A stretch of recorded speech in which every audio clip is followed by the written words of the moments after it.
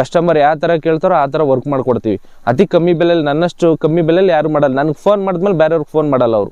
ಅಷ್ಟು ಕಮ್ಮಿ ರೇಟಲ್ಲಿ ಮಾಡ್ಕೊಡ್ತೀನಿ ನನ್ನ ಕೆಲಸನ ಸರ್. 7 ಅಡಿ ಕಲ್ಲಿಗೆ ಬಂದು 6 ಲೈನ್ ತಂತಿ ಬರುತ್ತೆ. ಆಮೇಲೆ ಕಸ್ಟಮರು ಇಂಟು ಹೊಡಿಯಪ್ಪ ಅಂತ ಹೇಳಿದ್ರು. ಇದು ಇಂಟು ಏನು ಉದ್ದೇಶ ಹೊಡಿಯೋದು ಅಂದರೆ 4 ಕಡೆ ಇಲ್ಲ 5 ಕಡೆ ವಿಚಾರಿಸಿದ್ರು ನಂದೇ ಕಮ್ಮಿ ರೇಟಲ್ಲಿ ಇರುತ್ತೆ. ಆಮೇಲೆ ಇಲ್ಲೇ ನೋಡ್ತಾ ಇದ್ದೀರಲ್ಲ, ತಂತಿ ಒಂದು ಚೂರು ಅಲ್ಲಾಡಲ್ಲ. ಸುಮಾರು ಕಡೆ ಕೆಲಸ ಮಾಡಿದ್ದೀವಿ ನಾವು, ಒಂದು 500-600 ಕೆಲಸ ಗಂಟುವೆ. ಎಲ್ಲ ವಿಡಿಯೋ ನೋಡಿ ಯಾರು ಕೆಲಸ ಕೊಡ್ತಾ ಇಲ್ಲ.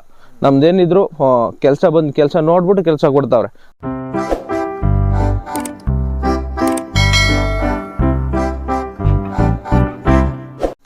ಸರ್ ನಮಸ್ತೆ. ನಮಸ್ತೆ ಸರ್. ಏನೋ ನೀವು ತಂತಿ ಬೇಲಿ ಎಲ್ಲ ತುಂಬಾ ನೀಟಾಗಿ ಹಾಕೊಡ್ತೀರಾ ಬೇರೆ ಬೇರೆ ರೀತಿಯಲ್ಲಿ? ಹೌದು ಸರ್ ಅಂತ ನಾನು ಕೇಳ್ಪಟ್ಟೆ. ಸೊ ನೀವು ಯಾವ ರೀತಿ ನೀವು ತಂತಿ ಬೇಲಿ ನೀವು ಮಾಡ್ಕೊಡ್ತೀರಾ, ಫೆನ್ಸಿಂಗ್ ವರ್ಕು ಬಗ್ಗೆ ಪರಿಚಯ ಮಾಡ್ಕೊಂಡು ಏನೇನು ಡಿಫ್ರೆಂಟ್ ಆಗಿ ಮಾಡ್ಕೊಡ್ತೀರಾ ಸ್ವಲ್ಪ ತಿಳಿಸ್ಕೊಡಿ ಸರ್. ನಮ್ದು ಮದ್ದೂರು ತಾಲೂಕು, ಮಂಡ್ಯ ಜಿಲ್ಲೆ. ನಮ್ಮ ಹೆಸರು ಬಂದು ರವಿ ಅಂತ. ನಾವು ಒಂದು 5-6 ವರ್ಷದಿಂದ ಕೆಲಸ ಮಾಡ್ತಾ ಇದ್ವಿ. ಫೆನ್ಸಿಂಗ್ ಕೆಲಸ ಮಾಡ್ತಾ ಇದ್ವಿ. ತಂತಿ, ಮೆಶ್ಶು, ಕಾಂಪೌಂಡಲ್ಲು 3 ಮಾಡ್ತಾ ಇದ್ವಿ.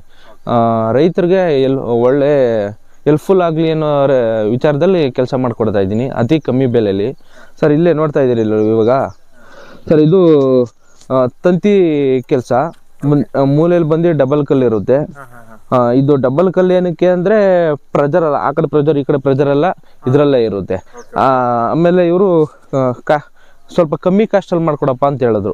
ಅದಕ್ಕೋಸ್ಕರ ಸರ್ ತಂತಿ ಮಾಡಿಸ್ಕೊಳ್ಳಿ, ಕಮ್ಮಿ ಬಜೆಟಲ್ಲಿ ಆಗುತ್ತೆ ಅಂತ ಹೇಳಿದೆ. ಸ್ವಲ್ಪ ಮೆಸ್ಸು, ಸ್ವಲ್ಪ ರೈತರಿಗೆಲ್ಲ ಅದು ಸ್ವಲ್ಪ ಜಾಸ್ತಿ ಆಗುತ್ತೆ. ಅದು ಬಿಟ್ರೆ ಕಾಂಪೌಂಡಲ್ಲೂ ಸ್ವಲ್ಪ ಹೆವಿ ಕಾಸ್ಟ್ಲಿ ಆಗುತ್ತೆ. ಇನ್ನು ಸ್ವಲ್ಪ ಕಮ್ಮಿ ಕಾಸ್ಟಲ್ಲಿ ಮಾಡ್ಕೊಡಪ್ಪ ಅಂತ ಹೇಳಿದ್ರು.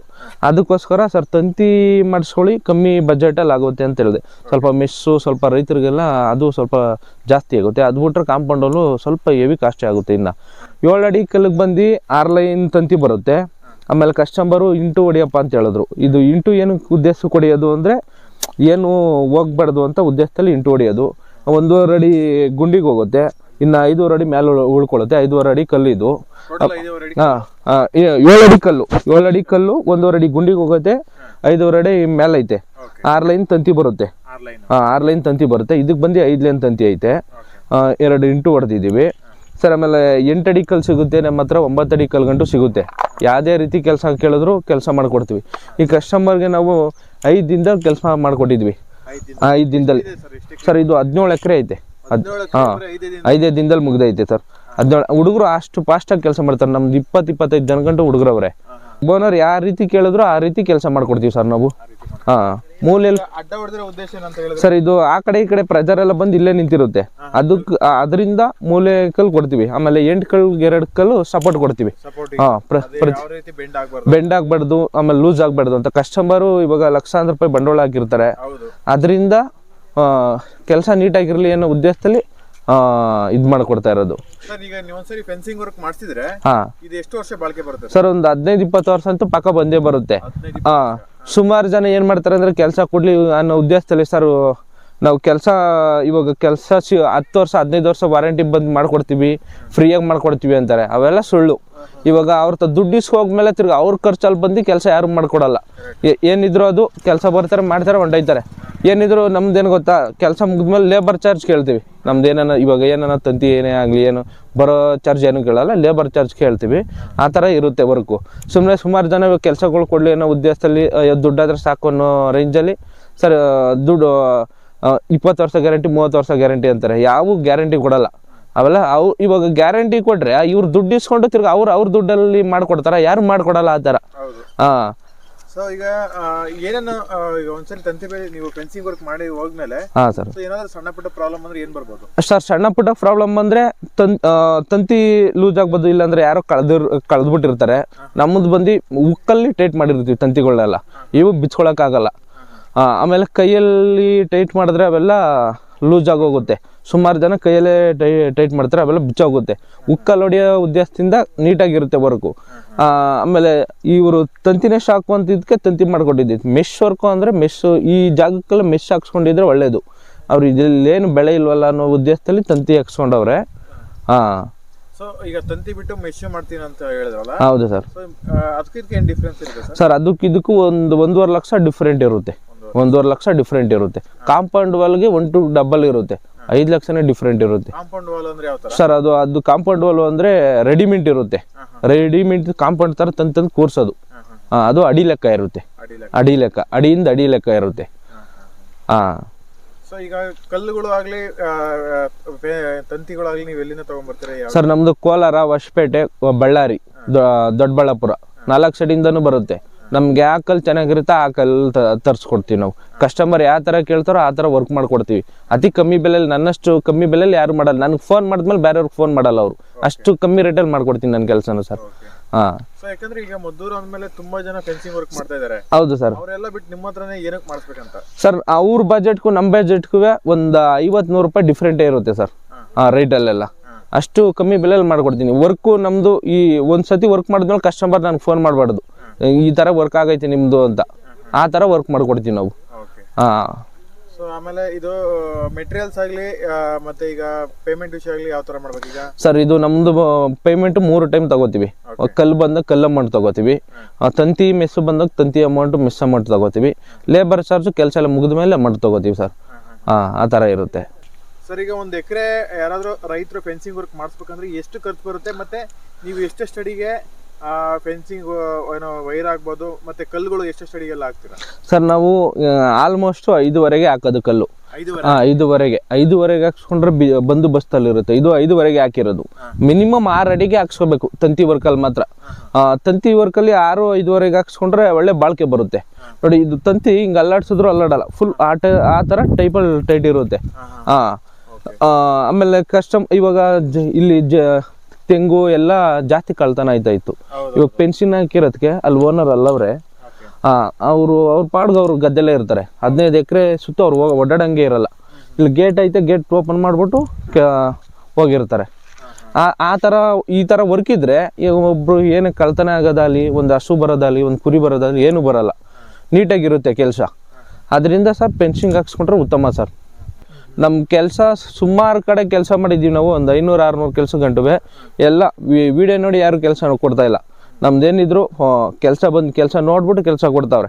ಆ ಥರ ವರ್ಕ್ ಮಾಡ್ತಾ ಇರ್ತೀವಿ. ಆಮೇಲೆ ಸುಮಾರು ಕಡೆ ನಮಗೆ ಕಾಲ್ ಬರ್ತಾ ಇರುತ್ತೆ, ಸರ್ ಆ ಕಡೆ ಬರ್ಬೇಕು, ಈ ಕಡೆ ಬರಬೇಕು ಅಂತ. ಒಂದು ಸುಮಾರಷ್ಟು ಕಡೆ ಸುಮ್ಮನೆ ಕರ್ಸ್ಕೊತಾರೆ, ಆಮೇಲೆ ಹೇಳ್ತೀನಿ ಅಂತಾರೆ. ನಾವು 7-8 ಸಾವಿರ ಖರ್ಚು ಮಾಡ್ಕೊಂಡು ಹೋಗಿರ್ತೀವಿ.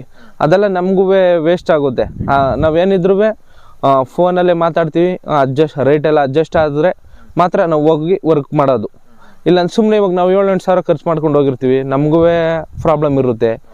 ಅದ್ರ ಬದಲು ನಾವು ಫೋನ್ ಕಾಂಟ್ಯಾಕ್ಟಲ್ಲೆಲ್ಲ ಮಾತಾಡಿ ಆಮೇಲೆ ಕಸ್ಟಮರ್ಗೆ ಈ ಥರ ಆಗುತ್ತೆ ಮೆಜರ್ಮೆಂಟ್ ಎಲ್ಲ ಕೇಳ್ತೀವಿ. ಅವ್ರು ಏನಾರ ಹೇಳಿದ್ರೆ ಇಷ್ಟು ಕಲ್ಲು ಬೀಳುತ್ತೆ, ಇಷ್ಟ ಆಗುತ್ತೆ ಅಂತ ಹೇಳ್ತೀವಿ. ಬನ್ನಿ ಅಂದರೆ ಅವಾಗ ಹೋಗಿ ನಾವು ವರ್ಕ್ ಮಾಡ್ತೀವಿ ಸರ್. ಆ ಥರ ಇರುತ್ತೆ. ಫೋನಲ್ಲೇ ರೇಟು ಮಾತಾಡ್ತೀವಿ ಸರ್. ಹಾಂ, ಡೈರೆಕ್ಟ್ ಹೋಗಿ. ಹೌದು ಸರ್, ಆ ಥರ ಮಾಡ್ತೀವಿ ಸರ್. ನಮ್ದು ಸರ್ ನಮ್ಮ ಹತ್ರ ಒಂದು 30 ಜನ ಅವ್ರೆ. ಒಂದೊಂದು ಬ್ಯಾಚಲ್ಲಿ 10 ಜನ ಅವ್ರೆ ಸರ್. ನಮ್ದು ಸುಮಾರು ಕಡೆ ಕೆಲಸ ನಡೀತಾ ಇದೆ. ಇವಾಗ ಕೊಪ್ಪ ಸರ್ಕಲ್ ಅಲ್ಲಿ ಒಂದು ನಡೀತಾ ಇದೆ ಸರ್. ನಾನು ಎಲ್ಲ ಕರ್ನಾಟಕ ಎಲ್ಲ ಪೂರ್ತಿ ಮಾಡ್ತಾ ಇದ್ದೀನಿ. ಹಾಸನ್ನು, ಮಡಿಕೇರಿ, ತುಮಕೂರು, ಬೆಂಗಳೂರು ಹತ್ರನೂ ವರ್ಕ್ ನಡೀತಾ ಐತೆ ಇವಾಗ ನಂದು. ಇಲ್ಲಿ ಮದ್ದೂರ್ ಹತ್ರ ಒಂದು, ಮಡಿಕೇರಿ ಹತ್ರ ಒಂದು ನಡೀತಾ ಐತೆ ಇವಾಗ. 2 ಹತ್ರನೂ ಕೆಲಸ ನಡೀತಾ ಐತೆ. ಹಾಂ, ಸುಮಾರು ಕಡೆ ಎಲ್ಲರೂ ಹೆಂಗ್ ಬೇಕೋ ಹಂಗೆ ಕಾಟಾಚಾರಕ್ಕೆ ದುಡ್ಡು ಇಸ್ಕೊಂಡು ಕೆಲಸ ಮಾಡ್ಬಿಟ್ಟು ಹೊಂಟೋಯ್ತಾರೆ. ನಾನು ಪ್ರತಿಯೊಂದು ಜಾಗದಲ್ಲಿ ನನ್ನೇ ಸುಮಾರು ಕಡೆ ನಮ್ಮ ವಿಡಿಯೋ ನೋಡ್ಬಿಟ್ಟು ಸುಮಾರು ಕಡೆ ಕರೆದಿ ನಮಗೆ ಕೆಲಸ ಕೊಟ್ಟವ್ರೆ. ಈ ಥರ ಬಂದಿದ್ರಪ್ಪ ಮಾಡ್ಬಿಟ್ಟು ಹೊಂಟೋದ್ರು, ಫೋನ್ ಎತ್ತಲ್ಲ, ಫೋನ್ ಪಿಕ್ ಮಾಡಲ್ಲ. ಆಮೇಲೆ ಸುಮಾರು ಕಡೆ ಅಡ್ವಾನ್ಸ್ ಇಸ್ಕೊಂಡು ಹೊಂಟೋಯ್ತಾರೆ ಅನ್ನೋ ಎಲ್ಲ ಫೋನ್ ಕಾಲು ಹೆವಿ ಬಂದವೆ ನನಗೆ. ಅದರಿಂದ ನಾನು ನಮ್ಮದು ಬಂದು ಎಷ್ಟು ಕಮ್ಮಿ ಬೆಲೆಯಲ್ಲಿ ಅಂದರೆ ಯಾರು ಎಕ್ಸ್ಪೆಕ್ಟೇ ಮಾಡೋಕ್ಕಾಗಲ್ಲ, ಅಷ್ಟು ಕಮ್ಮಿ ಬೆಲೆಯಲ್ಲಿ ಮಾಡ್ತಾ ಇದ್ದೀನಿ ನಾನು. ಹೌದು ಸರ್. 4 ಕಡೆ ಇಲ್ಲ 5 ಕಡೆ ವಿಚಾರಿಸಿದ್ರು ನಂದೇ ಕಮ್ಮಿ ರೇಟಲ್ಲಿ ಇರುತ್ತೆ. ಆಮೇಲೆ ಇಲ್ಲೇ ನೋಡ್ತಾ ಇದ್ದೀರಲ್ಲ, ತಂತಿ ಒಂದು ಚೂರು ಅಲ್ಲಾಡಲ್ಲ, ಅಷ್ಟು ಟೈಟಾಗಿ ಕಟ್ಟವ್ರೆ. ಸೊ ಈಗ ರೈತನ ಸ್ವಲ್ಪ ಹತ್ತಿರ ಬೇಕಂದ್ರೆ ಅದು ಹಾಕ್ಕೊಡ್ತೀವಿ ಸರ್. ಅಂದರೆ ಅದಕ್ಕೊಂದು ಹೆಚ್ಚು ಕಡಿಮೆ ಮಾಡ್ಕೊಡ್ತೀವಿ ರೈಟಲ್ಲಿ. ರೈಟ್ ಯಾವ ರೀತಿ ಕೇಳ್ತಾರೋ ಆ ರೀತಿಲಿ ಕೆಲಸ ಮಾಡ್ಕೊಡ್ತೀವಿ ಸರ್ ನಾವು. ಮೆಶ್ ವರ್ಕ್ ಬಗ್ಗೆ ಸ್ವಲ್ಪ ಹೇಳಿ ಸರ್. ಮೆಶ್ ವರ್ಕ್ ಬಂದು ನಮ್ಮ ಹತ್ರ 7 ಅಡಿ ಕಲ್ಗೆ 5 ಅಡಿ ಮೆಶ್ ಬರುತ್ತೆ. ಮೆಶ್ ಬಂದು ಎಲ್ಲ ನಾವು dual strong, Nandi, supreme, Tata ಪ್ರತಿಯೊಂದು ಹಾಕ್ತೀನಿ ನಾನು.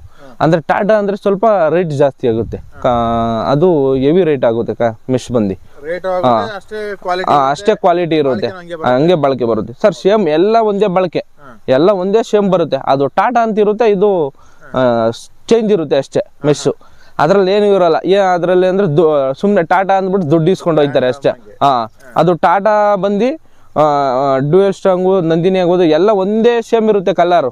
ಸುಮಾರು ಜನ ಟಾಟಾನಿ ಅಂತ ತಂದಾಕ್ಬಿಡ್ತಾರೆ, ಅದೆಲ್ಲ ಆಗುತ್ತೆ ಸುಮಾರು ಕಡೆ ಎಲ್ಲ. ನಮ್ದು ಹೆಂಗೆ ಅಂದ್ರೆ ನಾವು ಏನಾಯ್ತೋ ಆಮೇಲೆ ಸುತ್ತಿ ಬಳಸಿ ಇವಾಗ ಒಂದು 200 ರೂಪಾಯಿ ಜಾಸ್ತಿ ಹೇಳ್ತಾರೆ, ಆಮೇಲೆ ಕಮ್ಮಿ ಹೇಳ್ತಾರೆ. ನಮ್ದು ಹಂಗಲ್ಲ, ಫೈನಲ್ ರೇಟ್ ಹೇಳ್ಬಿಡ್ತೀನಿ, ಒಂದೇ ಸಲ ಸರ್ ಇಷ್ಟಾಗುತ್ತೆ, ಇಷ್ಟೇ ಬೀಳುತ್ತೆ ಅಂತ ಹೇಳ್ಬಿಡ್ತೀವಿ. ಆ ಥರ ಇರುತ್ತೆ ಊಟ ತಿಂಡಿ ಎಲ್ಲ ಕೊಡ್ಬೇಕು ಸರ್. ಪ್ರತಿಯೊಂದು ನಮ್ಮದೇ ಇರುತ್ತೆ ಸರ್, ಅವ್ರದ್ದೇನೂ ಇಲ್ಲ ಸರ್. ಜಮೀನು ಅಮೌಂಟು ಒಂದೇ ಅವ್ರದ್ದು. ನಮ್ಮ ಊಟ, ಲೇಬರು, ಕಲ್ಲು, ತಂತಿ, ಮೆಸ್ಸು ಪ್ರತಿಯೊಂದು ನಮ್ಮದೇ ಇರುತ್ತೆ. 5 ಅಡಿ ಕಲ್ಲಿಗೆ ಬಂದು 7 ಅಡಿ ಕಲ್ಲಿಗೆ ಬಂದು 5 ಅಡಿ ಮೆಸ್ ಬರುತ್ತೆ, 8 ಅಡಿ ಕಲ್ಲಿಗೆ ಬಂದು 6 ಅಡಿ ಮೆಸ್ ಬರುತ್ತೆ ಸರ್. ಹೌದು ಸರ್. ಈಗ ಏನಾದ್ರೆ ರೈತರು ಏನೋ ಅಮೌಂಟ್ ಕೊಟ್ಬಿಟ್ಟು ಜಮೀನ್ ತೋರಿಸಿದ್ರೆ ಸಾಕು. ಹೌದು ಸರ್, ನಿಮ್ದೇ A to Z ನಮ್ಮದೇ ಇರುತ್ತೆ ಸರ್. ಹೌದು ಸರ್, A to Z ನಮ್ಮದೇ ಇರುತ್ತೆ. ಓನರೇ ಬರೋದು ಬೇಡ ಜಮೀನ್ ಹತ್ರ. ಈ ಓನರ್ ಬಂದು ಜಮೀನರು ಬೆಂಗಳೂರಲ್ಲಿ ಇರೋದು. ಅವರು ಅಣ್ಣವ್ರ ಮಗ ನೋಡ್ಕೋತಾರೆ ಇಲ್ಲಿ ಜಮೀನ. ಅವರು ಬೆಳಿಗ್ಗೆ ಒಂದ್ಸತಿ ಸಾಯಂಕಾಲ ಒಂದ್ಸತಿ ಅಷ್ಟೇ ಬರೋದು ಜಮೀನು, ಈ ಜಮೀನಿಗೆ. ಆ ಥರ ವರ್ಕ್ ಮಾಡಿಕೊಟ್ಟಿರೋದಕ್ಕೆ ಅವ್ರಿಗೆ ಧೈರ್ಯ ಐತೆ. ಇವಾಗ ಏನು ಬರಲ್ಲ, ಹೆಂಗಿದ್ರು ತಂತಿ ಬೆಲೆ ಐತೆ ಅನ್ನೋ ಉದ್ದೇಶದಲ್ಲಿ. ರೈತರು ಏನಾದ್ರು ನಮಗೆ ಬೇಕು ಅಂದ್ರೆ ಯಾವ ರೀತಿ ನೀವು ಸಂಪರ್ಕ ಮಾಡಬೇಕಾಗುತ್ತೆ ಸರ್? ನಮ್ಮದು ಸ್ಕ್ರೀನಲ್ಲಿ ನಂಬರ್ ಇರುತ್ತೆ, ಆ ನಂಬರ್ ಕಾಲ್ ಮಾಡಿದ್ರೆ ಸರ್ ನಾವು ಪ್ರತಿಯೊಂದು ಡೀಟೇಲ್ಸು ಹೇಳ್ಕೊಡ್ತೀವಿ ಸರ್. ತುಂಬಾ ಒಳ್ಳೆ ಇನ್ಫಾರ್ಮೇಶನ್ ತಿಳಿಸ್ಕೊಡಿ. ಧನ್ಯವಾದ ಧನ್ಯವಾದ ಸರ್.